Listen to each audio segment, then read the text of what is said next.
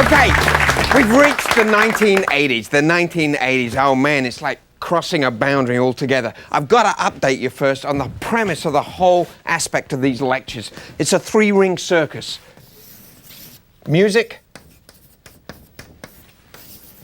technology, and the media. All three of these are working in the context of the time. They're working together. The music needs the media to promote itself. Technology's coming along and changing not only the delivery system, but to some degree, the music itself. The context of the time, the 1980s, well, what do we got? We got Margaret Thatcher in the United Kingdom. We got Ronald Reagan in the 1980s. We got Princess Di, the rock and roll princess. But this is the decade where technology actually comes to the forefront. Introduced in 1979, you have the Sony Walkman. That would dramatically change everything, as anyone that owns an iPod right now will testify.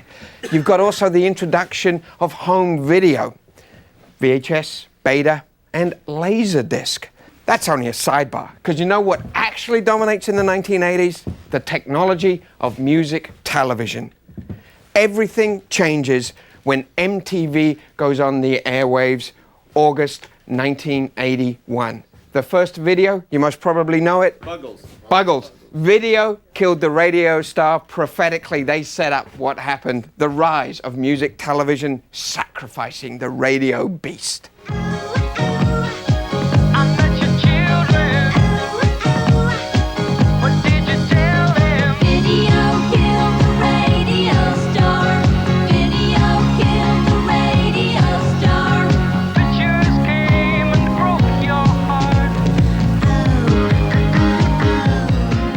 Now, music video was not new. It had been around, well, the first talkie movie was Al Jolson, the jazz singer. The marriage between music and moving pictures goes right there. Then there had been things like Scopitones and Sanders. Scopitones were part of the video jukeboxes in the 1950s. Put a nickel in and a Scopitone video would actually play. A Canadian actually comes up with one of the first conceptual guys, a genius by the name of Norman McLaren, working for the National Film Board. In 1942, Norman McLaren actually paints directly onto film. No camera, just scratch and paint onto the film. A track is called Boogie Doodle. He takes the title from a boogie jazz track that he utilizes. Amazing. That is 1942. In the 1960s, and I've been playing some of the videos, those Brit bands, they were utilizing videos. You know, when they weren't around, stick in a video. Rolling Stones, Small Faces, didn't really matter. When they were on tour, the promotional tool of the video would suffice.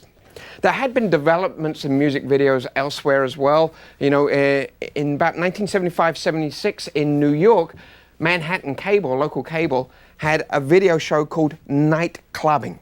And they would end up utilizing this new wave punk aesthetic that was sort of coming across. And it was no accident that the punk new wavers embraced this new video form. But the chap that sort of goes down in history as launching MTV, or the concept of MTV, is a man called Michael Nesmith. You know Michael Nesmith? The Monkees. It's no accident. The Monkees, which essentially were a video band, it's no accident that Michael Nesmith understands the concept of that. First of all, Michael Nesmith is one of the most intelligent individuals I have ever met in my life, and super cool. He, after he left the Monkees, was dabbling in country rock. He then inherited the fortune from his mother of liquid paper. I don't know if you know that, but Michael Nesmith's mother invented liquid paper. He inherited half the fortune after her death. His company, Pacific Arts, ended up dabbling in movies. He would later go on to do Elephant Parts, from which the Tragically Hip would take their name, by the way. And also he would do Repo Man, classic movie Repo Man. But he was also dabbling in videos for his own music. And as you'll see, he ended up doing something for a track of his called Rio. A year ago, I got to meet the great man, Mr. Michael Nesmith, at his home in California. I came up with a music video in the mid-70s. Now, I didn't know what a music video was. Somebody asked me to make a promotional clip of my song, Rio, so I did. There's wings to the thought behind fancy. There's wings to the thought behind play. When I took it over to play it to the promotion men who were going to take this clip around, they all stood up and applauded. Didn't exactly understand what had happened, why they were all so excited about this video clip that I had made. Until I began to see that the other video clips that were around were just people standing up and singing their song. And what I had done was taken certain elements, expressiveness, and ways to express the ideas in the song spiritually and artistically, and put those in the film as well. That was fun, and it didn't seem particularly novel or innovative to me at the time, but it just seemed like the right thing to do. There's nothing that I know of in Rio, but it's something to do with the night. Where would you play something like that? You can't play it on radio. Television doesn't want to play it because television has its talk shows and game shows and the stuff that it plays, and the cop shows at night. So how would it do? Well, you know what would make sense would be to have, everybody's going to, at some point, going to want to do these things because they're so much fun, there's so much artistry involved in it. You would think that you could just put it on television like records are on radio. You just play them sort of one after another, and you just dedicate a cable channel to it, and you know, it'd be sort of like music television. Hey, wait a minute, why not music television? And there you go. As Rachel turned on the TV, she knew her life would never be the same. There's no question that he was ahead of the curve on that, and in a very genuine way.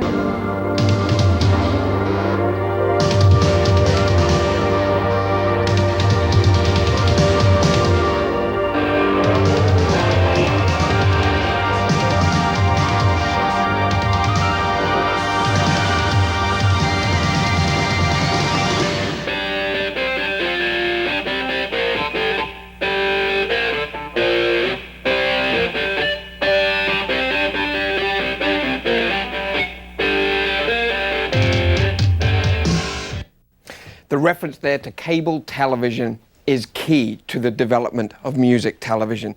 The fact that cable, as it comes into the 1980s, wants product and you can dedicate channels exclusively to one item, in this case music, is highly important. First of all, cable just begins to infiltrate the urban areas, most particularly New York and Los Angeles. With that, there's the embracing of urban culture. They stay away from black artists. It's not until a man named Michael Jackson comes along that they fully embrace it. But one of the first black artists to appear on MTV, in fact, doesn't even appear in the video, but it's a great cut. It's Herbie Hancock and Rocket.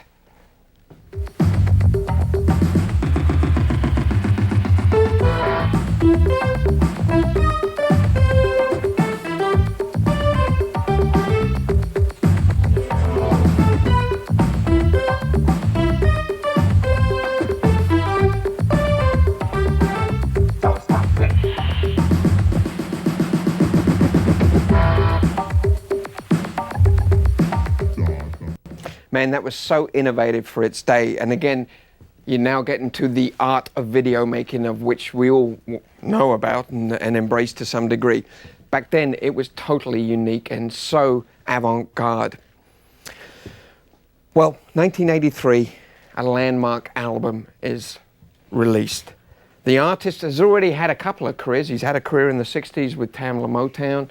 He's had a career in the 70s with a little bit of disco, but by 1983, he releases what has become the most successful album in the history of recorded music. It is Thriller, it is Michael Jackson. He utilizes great tunes, great visuals, certain trademarks. He captures the moment. 1983, Billie Jean.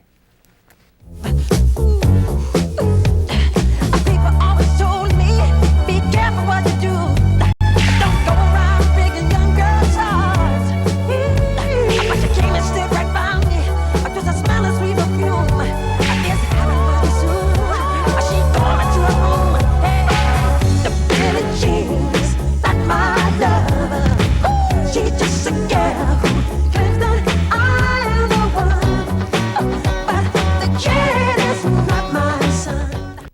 And if you were attending clubs in 1983, you'd see people with their sleeves rolled up and they'd have the glove maybe on. He completely understood the importance of visual language to accompany the trademark music and the moves and everything. He utilizes also the visual medium through his dancing as well. Not since James Brown would anyone sort of capture that element.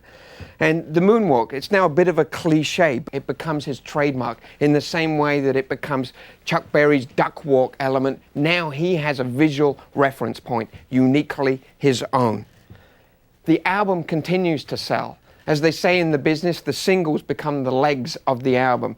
The more great singles you got, the more that will be sold. He then invests in the first $1 million video, directed by John Landis. He raises the bar completely with the title track, Thriller.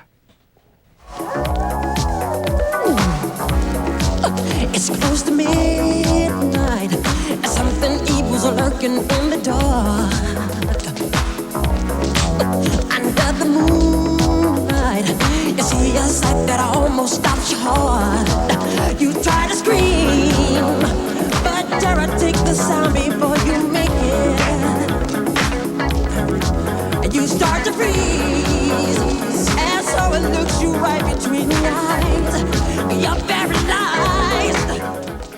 With the success of Thriller throughout the 80s, Michael Jackson steals the throne from Elvis Presley.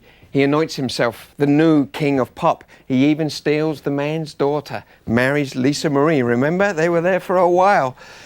He also steals the greatest music, not steals, sorry, he buys the greatest music songbook in history as far as rock and roll is concerned, the Beatles songbook. And I don't think Paul McCartney was very happy about that. One of the greatest treasures in music Michael Jackson owned. The success of Thriller allowed him to do that.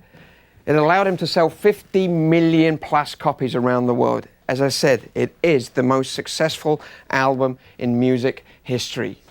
There have been some faux pas along the way. He's in the news right now, but he also invested $7 million in the most expensive music video ever made. It was Scream in the 90s, but that's another story. Back after this.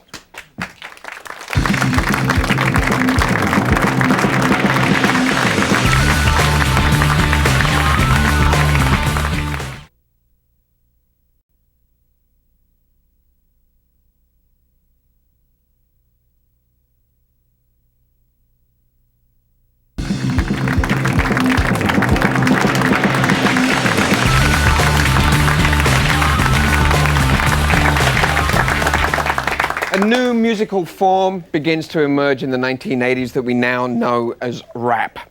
So, quick history lesson about rap. It came through Jamaica originally. The DJs down in Jamaica in the 1960s would do what was called toasting. They would rap along to the flip side, the instrumental side of their record.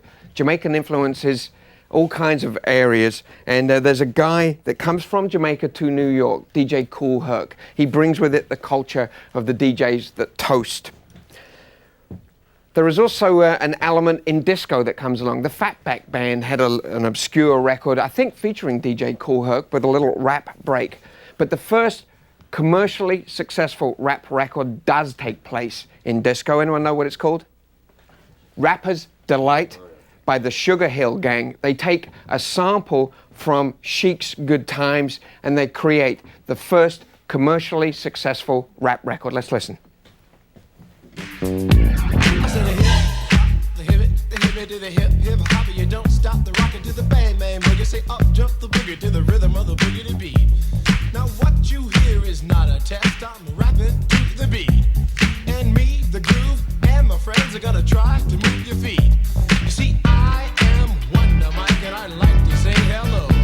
Up to the black, to the white, the red, and the brown, the purple, and yellow. But first, I gotta bang bang the boogie to the boogie. Say up jump. Oh, those were the dances. I mean, like, that was, you know, I mean, like, you had to dance to that. Now, the new wave DJs at the time were also dabbling in Jamaican stuff that was going on. There was a great dub poet out of London via Jamaica, a guy called Linton Kwesi Johnson. He had an amazing record called Forces of Victory, and he did a spoken word dub poetic thing to a great groovy beat. And that was a landmark album as well. But you have a landmark video and a track that seems to embrace all communities. It is The Message by Grandmaster Flash and the Furious Five. Broken glass everywhere. People pissing on the stage, you know they just don't care. I can't take the smell, can't take the noise. Got no money to move out, I guess I got no choice. Rats in the front room, roaches in the back, junkies in the alley with the baseball bat. I tried to get away, but I couldn't get far, cause a man with a tow truck repossessed my car. Don't push me, cause I'm close to the edge. I'm trying not to lose my head. It's like a jungle sometimes. It makes me wonder how I keep from going under. Brilliant track, brilliant track. The next stepping stone that I want to introduce you to the development of rap music is a track called Planet Rock by Africa Bambaataa and the Soul Sonic Force. I'm going to read from a compilation of electronic music put together by Moby.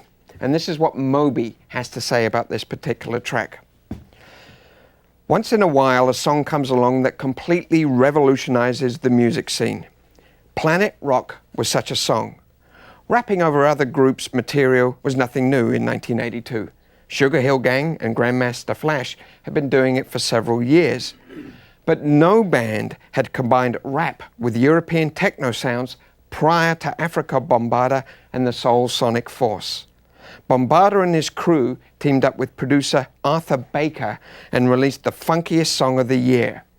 Borrowing heavily from Kraftwerk's Trans-Europe Express, the single went on to sell over 500,000 copies and helped bring synth pop to the streets. Africa Bambaataa was a former gang leader in New York, but this is what established him as a legitimate musician.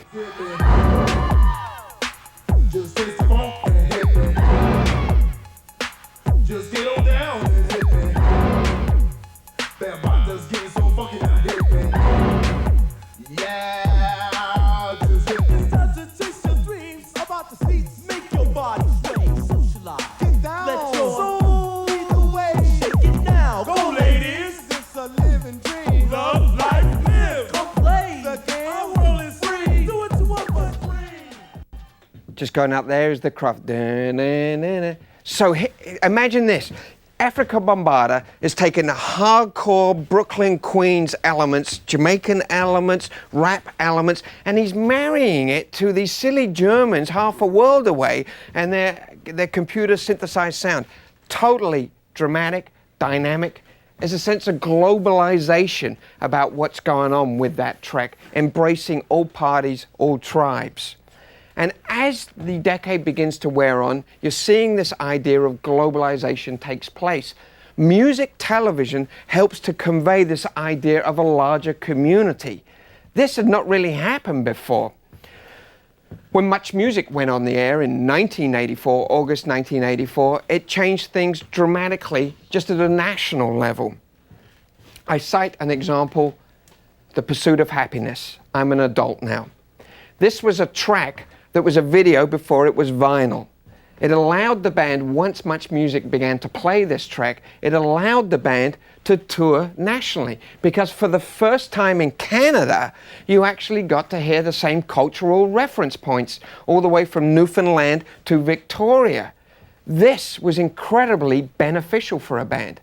Prior to this, you had to break it out, market by market. You hoped that the radio stations in Vancouver would play it, then in Calgary, so you could travel on the road and do it, then into Winnipeg. And in Canada, the cost of touring is astronomical. So to have an outlet, this brand new outlet of Much Music, play your material and make you a star, it allows the scene to develop. It allows you to sell at least 50 tickets in Winnipeg.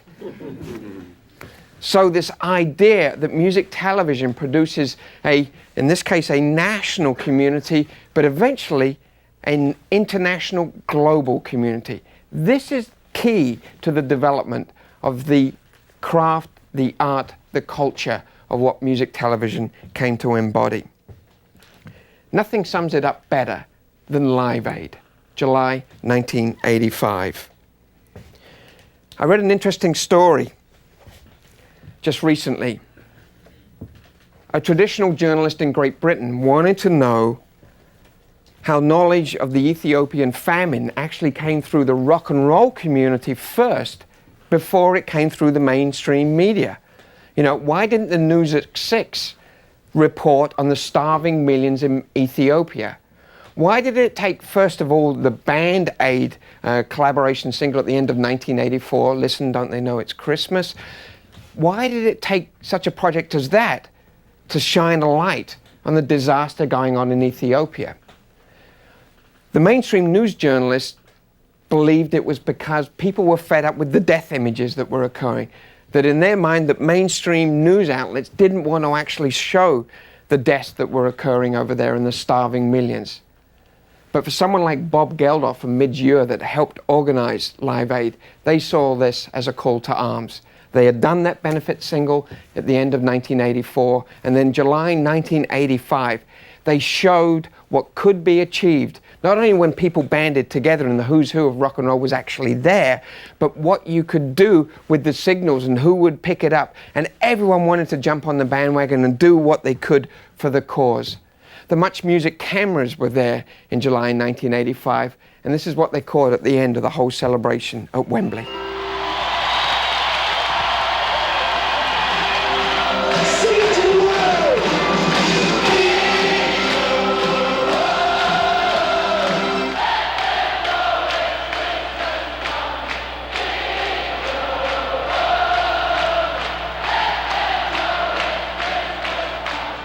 As if to underline the global context of the whole affair and the idea that the world was shrinking, Phil Collins got on the Concorde. He played at Wembley, he jumped on the plane, the Concorde, zipped over to Philadelphia where the other leg of Live Aid was actually happening, and then performed on stage in Philadelphia as well.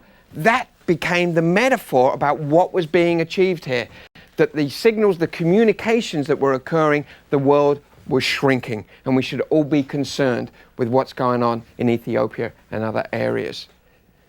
Live Aid becomes a template for all kinds of other elements. A couple of years after that, they do the Nelson Mandela concert.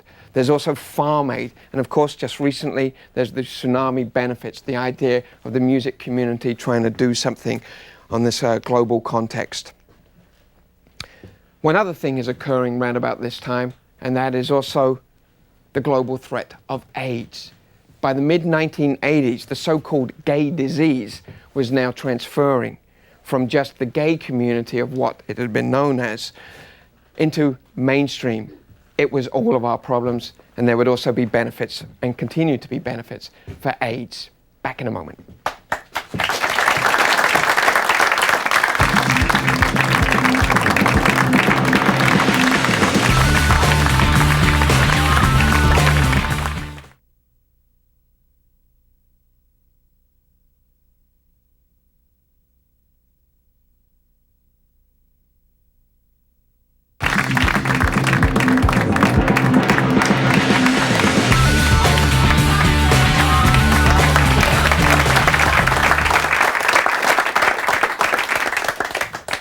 As if to just prove a point about the global element of the mid-1980s, Wham, George Michael's band, do you remember where they traveled to in 1985? They went to China, the first band to go there by the Great Wall of China. There is Wham. You're all good for George. And then you have Madonna, of course, who is really cultivating her career via music video, and she's going on the road and doing her bit. She certainly ends up being one of the true artists that helps manipulate the video image for her own career. The band I want to talk about, though, right now is a little bit more honest than that, and they are U2. They are the band that emerges through the new wave into the new medium of music, television, and beyond, because they're still with us today. So why have they managed to survive? How have they managed to link the 80s to the present day? Well, quite honestly, because presumably, in my mind, they are the only band that seems to have emerged through the 1980s with some kind of respect for the music that they're doing and the spirituality that they embodied, and have carried it with them through to the 21st century. They developed themselves from album to album into the Joshua Tree through video and video. Here's one of my favorite tracks. Let's take a look at U2.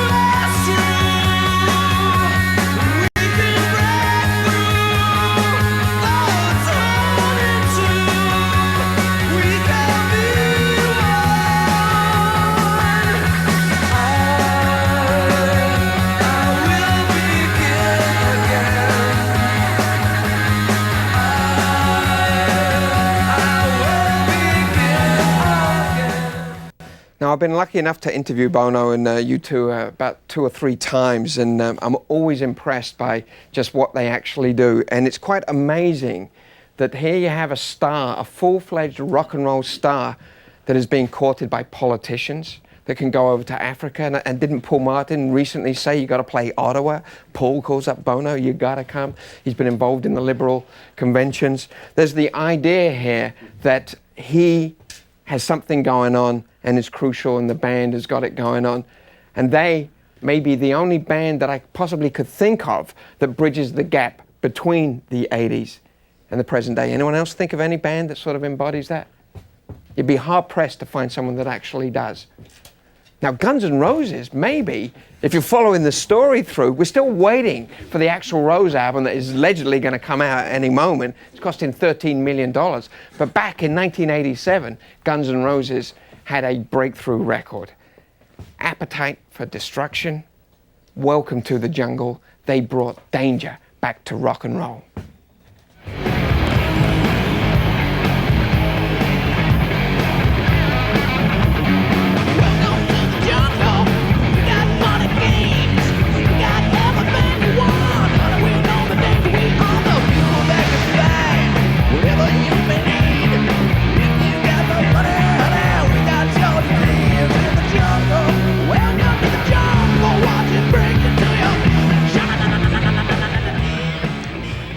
There's a theory that by the mid-1980s that MTV is actually playing more metal and hard rock than they had done before, that they jettisoned the trendy English, unusual-looking bands playing synthesizers for the likes of Motley Crue, Quiet Riot, Guns N' Roses later on.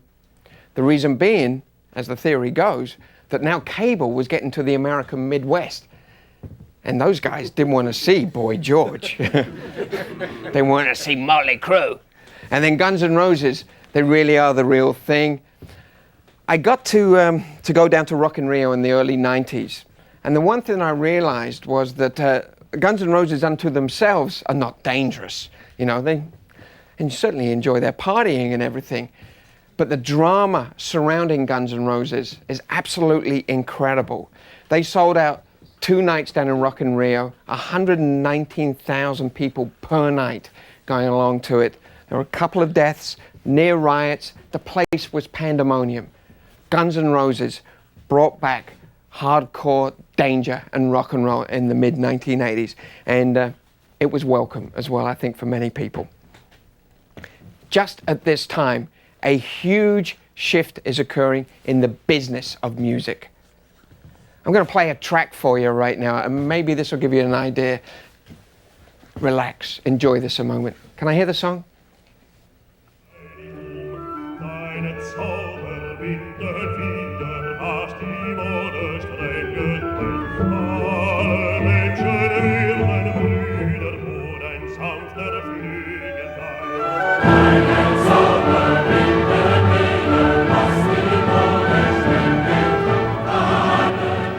Part of the Ninth Symphony. The reason I'm playing it is compact discs. Do you know why the compact disc contains information that lasts 76 minutes and a number of seconds?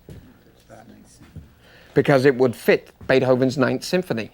The compact disc, which was brought into play by Philips and Sony, the boss of Sony at the time, his favorite piece of music was Beethoven's Ninth Symphony. So if he's going to put a product on the shelves, a brand new product, he wants to make sure his favorite piece of music can be contained in one take. That's why there's 76 minutes and a number of seconds.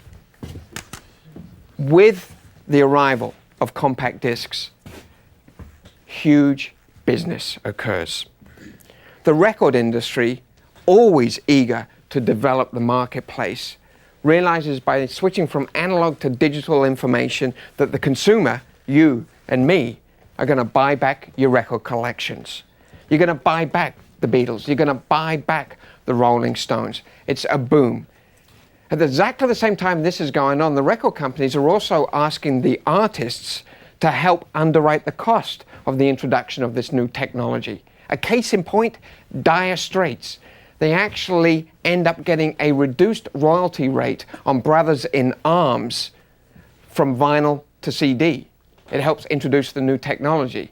It then turns out that Brothers in Arms ends up becoming one of the most successful compact discs in the history of compact discs. Well, they introduced it and it stayed with us, and it dramatically affected what went on in the industry, as you'll see. Back in a moment.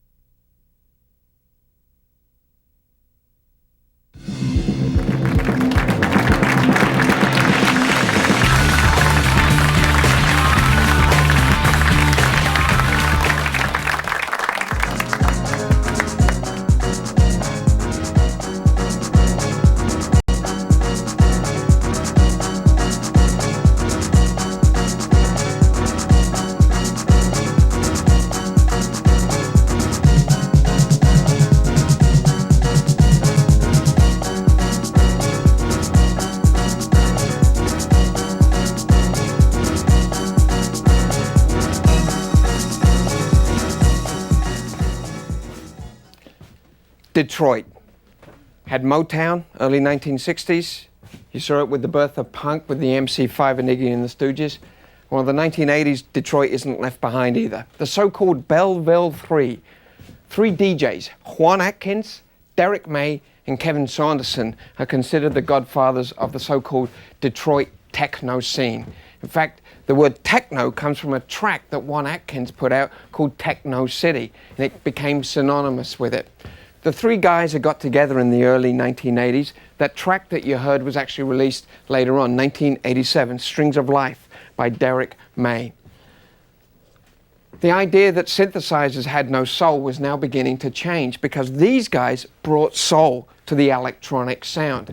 Whether or not it was because of the whole Motown thing, and there's this theory that maybe because Detroit's so depressed and run down that they had to add their own kind of feeling of life to the whole affair.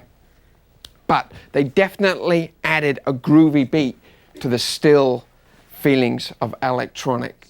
Let's take a look at what happened in Detroit with these guys. The whole history of Detroit techno started, I suppose you could say, from Kevin Saunderson, Juan Atkins, and Derek May. I think we were like way ahead of our time, like 10, 15 years. A culture really that was generated out of a black crowd and a black scene here then got co-opted by like white Brits. Why do you think that happened? The British press. I blame it all on the British press.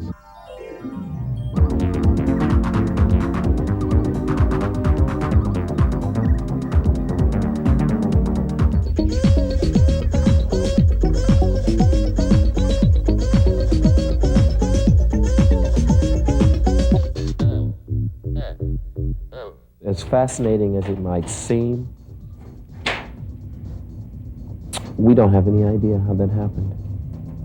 We don't know. Of course, we had this association and this real attachment to black soul music, but we had more infatuation with what was going on over there. So when it jumped, it seemed almost like maybe we wished it, or maybe somehow we subconsciously made music more for them than for us. Overall, it was a good thing. You know, I don't feel ripped off. I think it was just the process of evolution, more or less. It takes suddenly like safe white guys from England to be doing it for everyone to start falling over themselves saying, oh, it's all this new electronic music. What happened is that round about 1988, the Detroit sound is getting some kind of referencing in the United Kingdom. And not just in the United Kingdom, but the holiday spots as well. Ibiza, the island of Ibiza, where all those Brits go to party their face off. A number of DJs coming into play. A new drug comes on the scene, MDMA, known popularly as ecstasy. A lot of these kids and DJs introduced to the sound that's coming out of Detroit via these party groups bring it back to England. One of the hot spots is Manchester. Remember I was talking about factory records? Well, Manchester had already had a good dance rock scene. Joy Division had evolved into New Order, New Order had a classic dance rock song, one of the most popular, Blue Monday. They and management invested in a club. That club was called the Hacienda. It was part of the whole factory conglomerate. That viz that you saw of the kids dancing, that was taken at the Hacienda. Mike Pickering, one of the DJs at the Hacienda, would be playing this stuff. Now, he wouldn't just be playing the Detroit sound, he also would borrow from the Chicago sound, the so-called house sound. House essentially was disco, but disco revamped up for the 1980s. The reason it was called house, apparently, was because DJ Frankie Knuckles is spinning records at the warehouse, and it comes to be known as house music. Let's take a look at Chicago house and then how it influenced those Brits.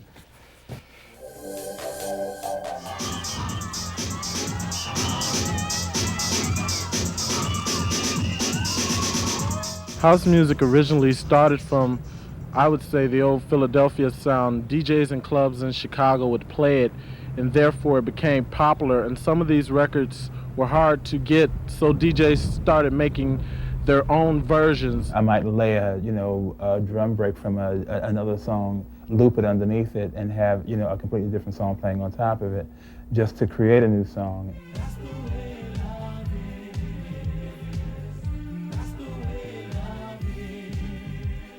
There's a couple of key machines that were put out in the early 80s that completely changed the sound of house music. Two drum machines that were put out by Roland, the 909 and the 808.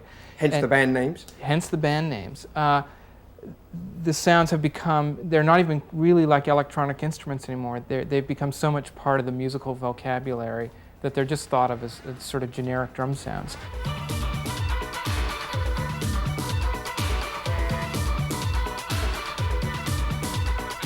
Up until around 89, there really wasn't a distinction between house and techno. They were the same beats per minute, same general approach. It was instrumental music for the most part made with electronic instruments.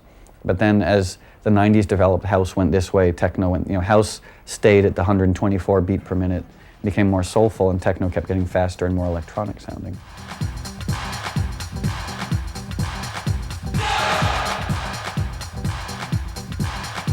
English rave scene culture, which started in about 86, 87, we took the elements of American music and mixed it in with our UK pop music and turned it into our own inimitable sound, like the sound of Balearic and the sound of acid house. And then, in a sense, trance was a very loosely used term based on that a record was just repetitive within its sound, which took you into a trance-like state.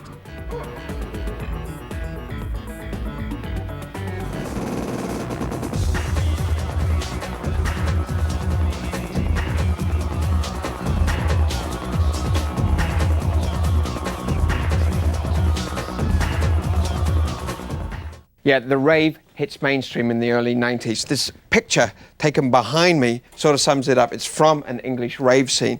And the one thing that you would think is, essentially, that crowd is looking at a band.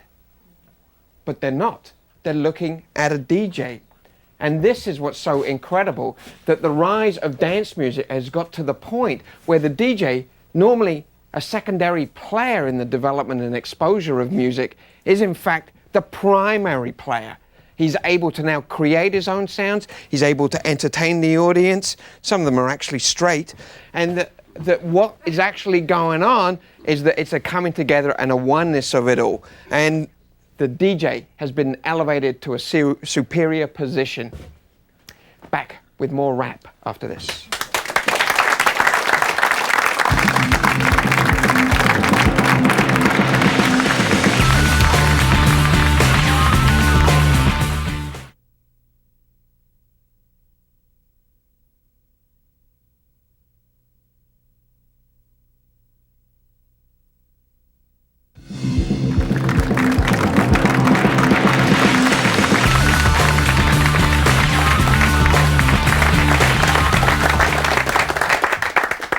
Well, we can't leave the 80s until we touch on the points of what's happening with rap at the time. And music television does play its part in exposing the rap scene that is now starting to emerge big time. The breakthrough video is a marriage between Run DMC and Aerosmith. They collectively plug into rock energy of Aerosmith and the new beats and sounds that are coming through New York with Run DMC. And the video itself becomes a visual metaphor. In fact, they break down the wall in the video so that they can come together, as you'll see here.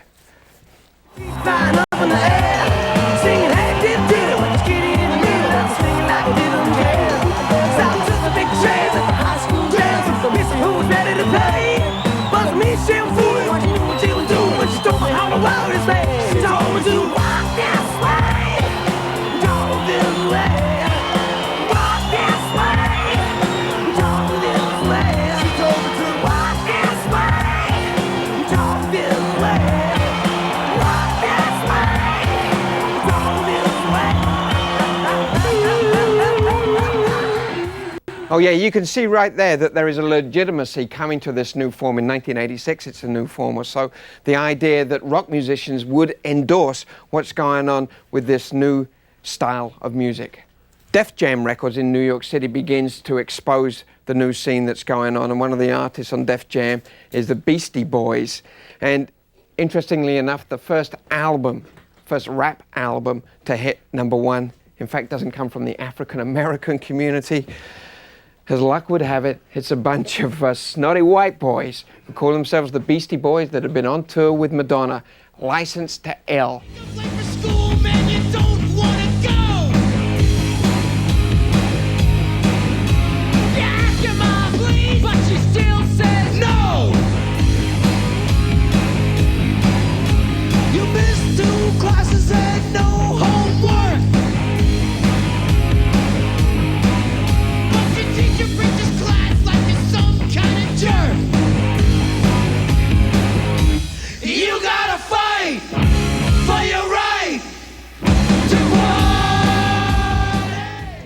But it's just not all frat rock. The danger of rap is inherent in the phrase that was bantered around, that rap, in fact, was the black CNN. The revolution would not be televised, as Chuck D from Public Enemy would say. Coming out of the West Coast, you have a band like NWA, which stands for Niggers with Attitude. Right there, it sort of summed it up, that we're going to be in your face, that this is our music, this is what we got going on. There was a fear of a black planet to some degree in the mainstream, as Chuck D and Public Enemy would sum up with "Don't believe the hype." I wasn't licensed to have one. The minute they see me, fear me. I'm the epitome of public enemy. Used, abused without clues. I refuse to blow a fuse. They even had it on the news. Don't believe the hype. Don't believe the hype. Don't believe the hype. Yes, was the start of my last jam. So here it is again, another Def Jam. But since I gave you all a little something that I knew you lacked, they still consider me a new jack. All the critics you got. The new technologies that are also coming into play are allowing these individuals to also make music. Sampling is a big deal. It allows the individual to take the emulator machine, which allows little snippets of music to be strung together. Complete records can be created through sampling. Pump Up the Volume by Mars is a perfect example of a 100% sampled record. But also within the rap community, you can take it as a riff and you can build on it and make it happen. Such was the case with the second rap album to go to #1. Anyone know what it might be? It was an African American. His name was Tone Loc. He used a sample from Van Halen. Wild Thing. And I knew that she was mine. Took her to the limousine. Still parked outside. I tipped the chauffeur when it was over and I gave her my own ride. Didn't get her off my jock, she was I like that and cling. But that's what happens when bodies start slapping from doing a wild thing. Wild thing. She wanted to do the wild thing.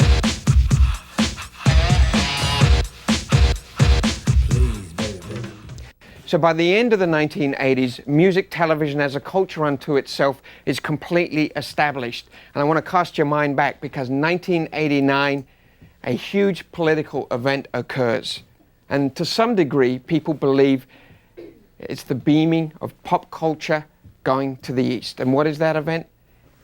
Berlin Wall comes down. It's been in place since the end of the Second World War. Berlin is divided, east from west.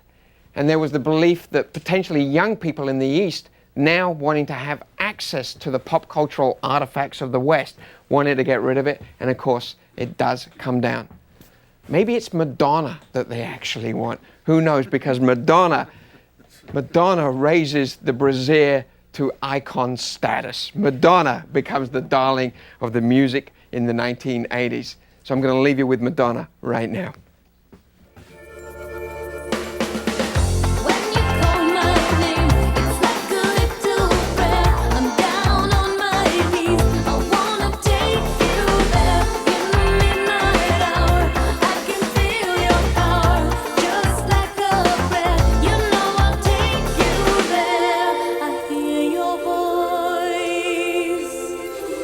It's like an angel sighing.